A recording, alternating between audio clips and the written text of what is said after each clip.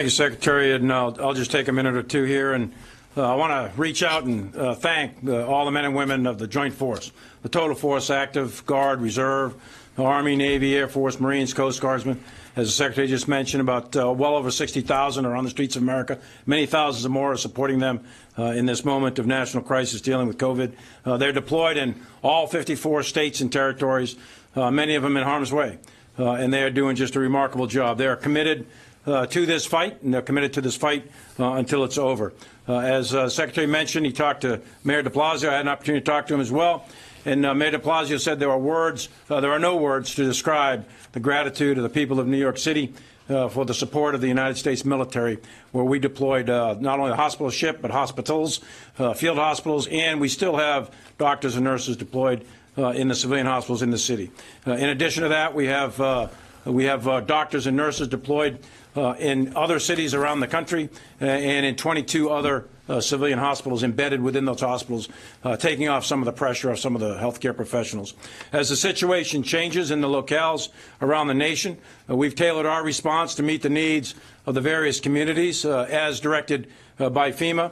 And as you know, we are in support. We are the supporting agency. At the same time, we stand ready, always ready, to meet any threat on land, sea, air, space, or cyberspace anywhere in the world. Additionally, I just want to close out by echoing what Secretary Esper just said. Tomorrow is the start of Nurses Week.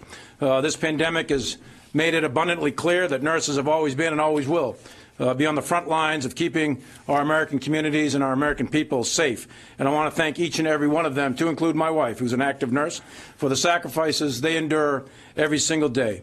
And lastly, we start this month with Military Appreciation Spouse Month, and this Friday is Military Spouse Appreciation Day. So to the over 1 million military spouses that are out there supporting their soldier, sailor, airman, or Marine, or Coast Guardsman that's in uniform, the Secretary and I just want to say thank you to all that you do in support of our country.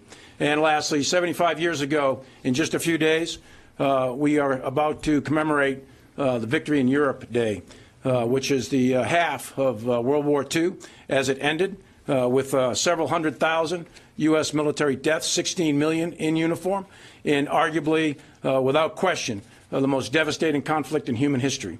We've been 7.5 decades without a great power war, and we need to recommit ourselves to ensure that never happens again.